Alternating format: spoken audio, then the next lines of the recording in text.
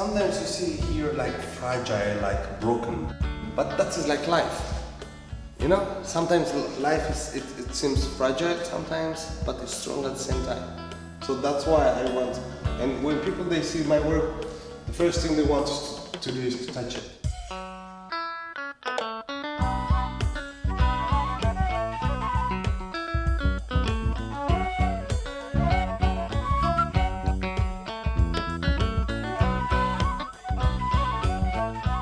You know, in Africa, moms, they make bread. And when we eat the bread our moms do, we recognize it. We know it's our mom's bread because it's done from their heart and it's very honest and it's mom's bread. So my artwork is exactly like that. Very honest and very good.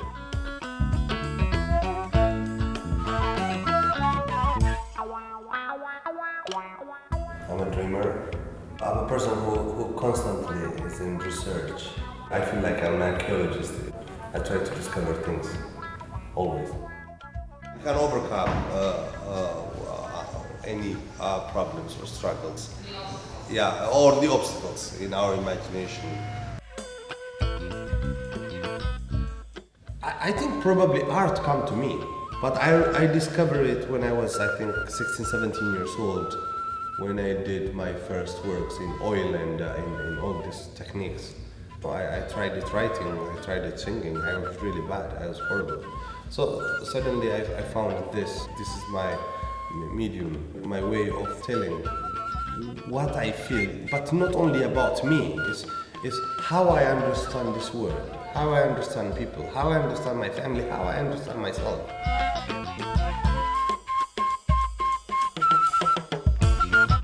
When you have an expression on the art, on a painting, it's a combination of all the things that affects you day by day.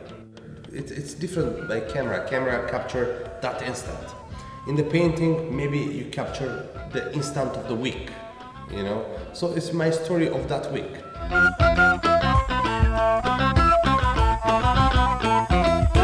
The immigrants arriving from Syria, you remember that child, he dies on the sea. Arriving to the Lesbos island in Greece. So in that moment, this is what I felt. So it is. I just removed all the painting because for me it was impossible to have beautiful things when things were happening. So this represents the boat that he across the sea. You see, and behind that beautiful painting I had before, this blue and the red painting, is the hope. So it means probably I will make again that beautiful painting when we finish all this struggle and the problems we have actually. Abstract is a process. It's more emotion. When you see a figure, you have emotion watching that figure or a portrait. It's your brain who's pushing your emotion because you're observing something like a portrait and you go to, I don't know, it reminds you something or somehow, but it's something you see. But when you see just a color, just one color, you know, when we call abstract, just one color, or like this, you know, you see this thing. This is a bit easier abstract, but when you see one color, it's your emotion. It's nothing to see what you think. It's the emotion that starts and goes to your brain. No, I will check it again. It seems that possibly it's an homage to some period of Picasso's work. So that is the result of the first discovery.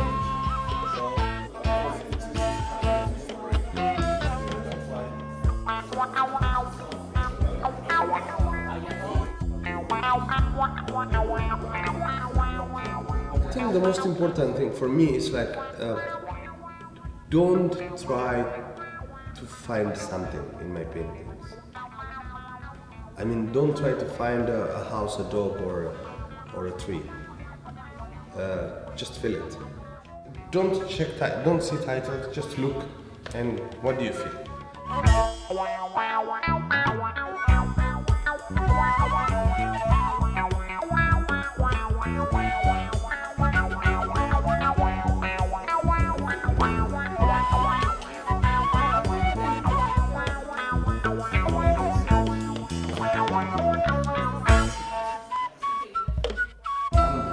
very interested on the Africans who lives in England or in London.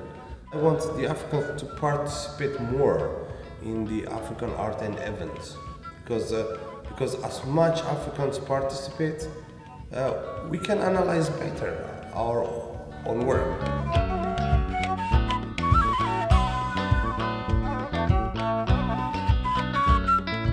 I would like to meet other African artists. We need to talk a bit more about what we are doing. We need to have like a kind of platform where we can have all the information about art and artists, because there are a lot of them, and I don't want this to be very dispersed. And so it is nice that if all the African artists, or most of them, will live in Europe or in London, we had more communication to analyze and to talk about our artwork.